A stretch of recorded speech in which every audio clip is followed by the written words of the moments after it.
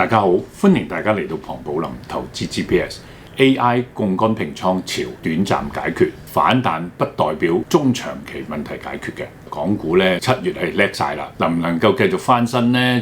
有冇暗湧呢？咁第一咧就係全球個問題，俄烏同埋美伊嘅戰事咧，特朗普咧就想攞多啲着數，希望不斷咁炸伊朗，威脅佢，逼佢上台再談判。咁而家咧又好似逼到伊朗又談判啦，睇下會談判到情況係點啦。總之我哋一路都講佢基本上咧彈藥有限，美國本土民意咧係唔中意打伊朗，唔贊成嘅。咁所以佢喺伊朗度要做得好漂亮，或者要退得好好。咁同埋造成個波段咧就係油價又升又跌啊，佢投資組合又賺大錢啦。咁美國就同哈馬斯談判嘅，咁哈馬斯咧就要解除武裝，咁呢個係好事嚟嘅。咁但係咧佢哋擔心以色列真係退，然後先係繳械。咁所以以色列咧而家遲遲都未做。其實最重要就係以色列呢個打仔會唔會點樣啦？俄烏嘅戰事咧越嚟越烈啦，烏克蘭炸伊朗同埋俄羅斯嘅船啦喺中東嗰度，俄羅斯咧亦都而家大舉咧就炸烏克蘭嘅，佢個防禦嘅導彈、愛國者導彈咧係冇啊，任炸差唔多。咁變咗咧而家哀求係美國特朗普俾佢，或者甚至咧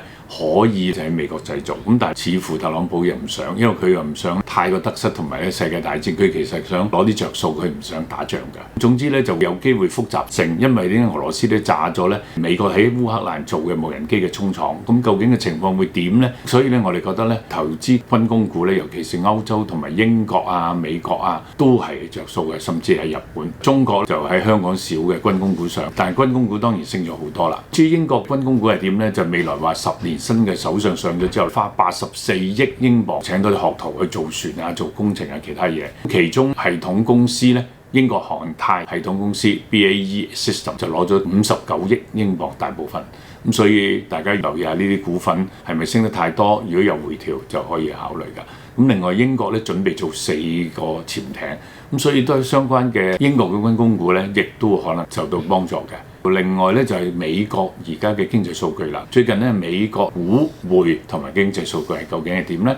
咁美國 AI 大家知道前研究員啦，咁又叫做少年股神啦，用4倍個槓桿炒啲人工 AI 嘅智能股，咁喺嗰度咧短期就發大達，升咗好多倍，4倍一年度。但係因為佢槓桿咁大咧，最近咁調整咧，令到佢咧黑色7月，大部分股票嘅組合咧已經咧俾另外一個全球嘅對沖基金之王咧旗下嘅城堡投資咧買咗啦，短期咧就冇沽壓，咁呢個方面咧解決咗個情況。咁但係我哋睇到咧反彈咗之後好短癮，差唔多1日就反彈完啦。咁美匯指數咧就升咗0.6%，但係咧最近又話和談，咁美匯又跌翻到咧100以下，99點幾，咁但係變動唔係好大。8月3號星期一今日啦，咁紐約期油同布蘭特喺亞洲嘅交易時段係跌咗嘅，曾經上過90蚊咧，跌翻落嚟，跌翻到咧大概係80至到83.95美元嘅。咁另外咧就美國嘅債息咧繼續係高嘅，金價咧就跌咗，但係如果唔打仗，可能金價又好翻啲咧。最緊要現貨黃金跌咗2%，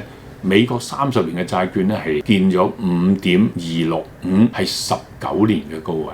10年期嘅債券咧係升到4.735%，亦創2023年以嚟嘅高位。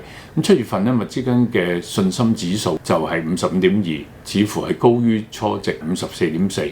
咁唔知係咪 AI 大家睇到個投資覺得好啦，咁令到個股市都升咗好多。即係過去1年嚟講，今年嚟講就麻麻地啦。咁但係似乎都仲有希望嘅，未係絕望，仍然嗰個信心指數唔錯。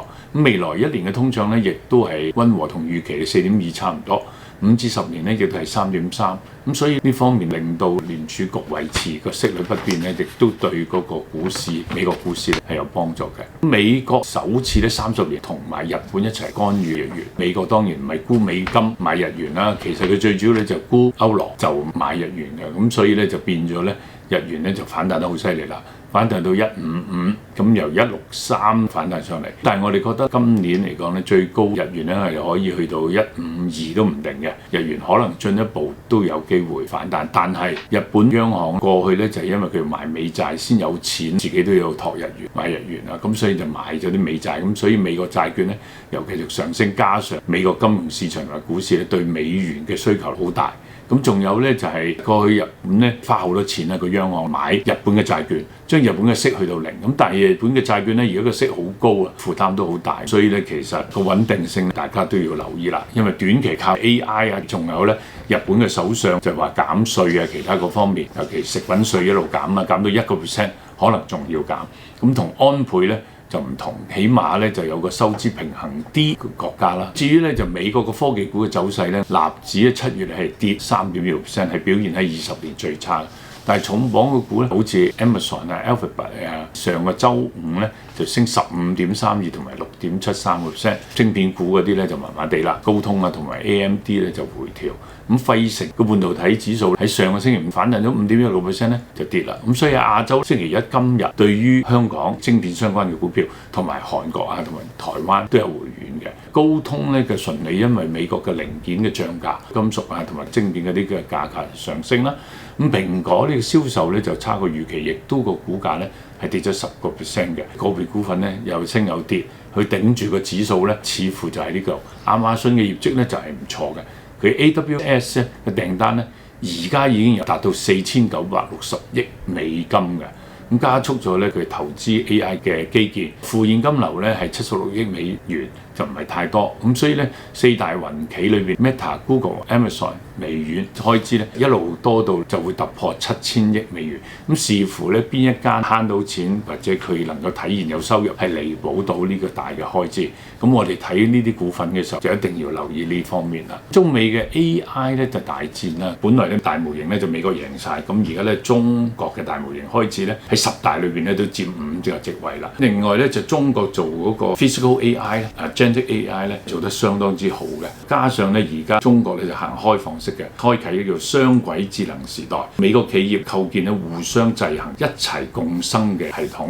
例如 NVIDIA 最近同好多 AI 企業一齊咧就合作，俾錢買嗰啲嘢做個生態系統。中國咧嘅生產成功咧融入我哋講嘅 Physical AI 用嚟服務，同埋咧喺實際嗰方面令到個風險減低，盈利咧快啲見效。睇下邊個嘅策略係成功啦。至於咧中港股市啦，中國數據咧就唔係幾好啦。咁我哋一路都講麻麻地，包括最近出嘅 PMI 下降至49.2，生產嘅淡季就喺7、8月咁啊重臨收縮，商業活動下跌到49，創4年嘅低位。發改委表明咧要加大抗內需，所以咧下半年或者8月份個股市港股係點樣咧，或者 A 股係點樣，就係等政府有冇刺激救市嘅策略。咁如果憧憬升溫，咁預測咧甚至10月咧會降息降準添。中國汽車股咧早排咧因為個競爭大，同埋個出口都有啲阻滯，令到佢跌咗好多。咁但係已經反映咗。咁最近睇翻咧出好多數據咧，零跑咧就係喺單月7月份咧嘅交付係超過10萬輛，係唔錯嘅。咁理想汽車按年係跌嘅，咁啊麻麻地。蔚來咧升得多啦，71%，小鵬咧就升得少啲。吉利咧7月份咧都係增加咗1.5倍嘅。咁比亞迪咧7月新能源車嘅銷量咧就係41.92萬輛嘅。7月出口咧嘅新能源嘅車咧就係18.05萬輛，按年都增長咧1.24倍嘅，再創歷史新高。咁個股價咧由低位都升翻啲。奇瑞汽車亦都係，咁佢同月銷售咗27.68萬輛，但係電動車嘅銷售咧係佔差唔多一半嘅。12.91，雖然淡季整體賣車跌咗5.1%，但係電動車咧淡季不淡，加上而家電動車咧都有環保啦，維修又平啦，加上中東戰爭令到啲油價高咧，更加令到電動車賣得更加好。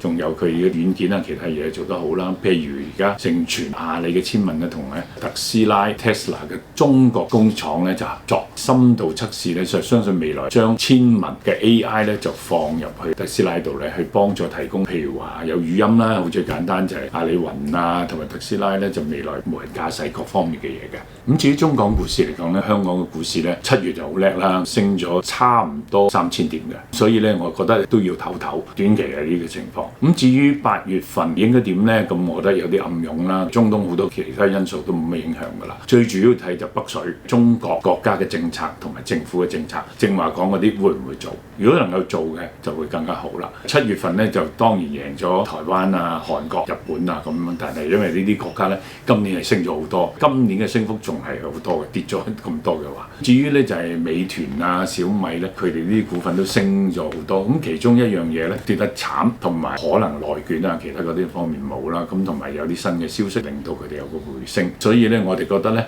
8月份我哋而家就要睇企業嘅業績係點啦，政府嘅政策係點啦。另外咧我哋覺得咧醫藥股咧亦都係要嘅。咁短期邊啲舊嘅科技股或者有 AI 嘅股票能夠做得好，新嘅 AI 股咧繼續調整。咁部分有啲跌得快嘅，譬如 Minimax 開始見到第一跌到成200蚊以下啦，慢慢會升。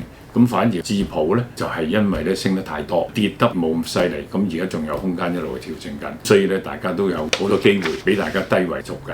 咁所以我哋嘅市場中性嘅政策，上個禮拜嚟講咧個成績就麻麻啦，主要因為個晶片嘅股嘅波動就好大，令到咧市場中性嘅策略發生嘅問題。第一，華虹即係1347同埋中芯個表現嗰度咧，一個禮拜跌3.19%，但係咧建滔積層板同埋建滔集團咧係跌8.45% 嘅，呢兩個加埋都跌咗11%。咁所以咧，如果你做呢兩個咧，今次嘅波動會大啲，直至到咧個晶片股咧穩住，咁呢兩個先有機會再上翻。市場中性策略仲有兩個咧，一個就係智譜同埋 Minimax， 上個禮拜跌得犀利啦，跌咗咧23.35%。我記得咧就同大家講啦 ，Minimax 跌先跌得快，跌到見底咧200蚊以下沉底啦，所以咧就反彈。智譜呢一路跌仲未揾到個底，因為佢升幅大過去，咁升幅大咧就跌風大，所以造成個市場中性策略咧短期應該暫停。結果真係啱嘅，跌咗負23.35%，暫停到我睇咧就係應該智譜都跌到差唔多啦，睇到個底喺度咧，可能做翻呢個 pair trade 會好啲。短期 Minimax 一路反彈，咁就分拆，你覺得點做咧？至於 SpaceX 同埋 Rocket Lab 咧 ，SpaceX 我都喺上個禮拜一咧同大家講，8月佢會咧有啲股解禁，會令到 SpaceX 嘅股票有機會喺100蚊以下。到時喺100蚊以下咧，大家先再做呢個 pair trade。如果要做，因為跌咗就平啲，咁你嗰個 pair trade 睇好嗰啲咧，上升嘅空間就大咗啦。咁我自己咧喺東企喺證監嘅持牌人士，冇持有上述個股票，但係我持有咧只有 Apple。至於公司咧持有 Apple、Amazon、Alphabet、Microsoft、小鵬、比亞迪、阿里巴巴、Tesla、Nvidia、Minimax、智譜，仲有 SpaceX 同埋建滔積層板嘅。好，時間差唔多啦。如果大家中意呢條片，記住 comment、like、subscribe 同 share，最緊要按呢個鐘仔。拜拜，多謝晒。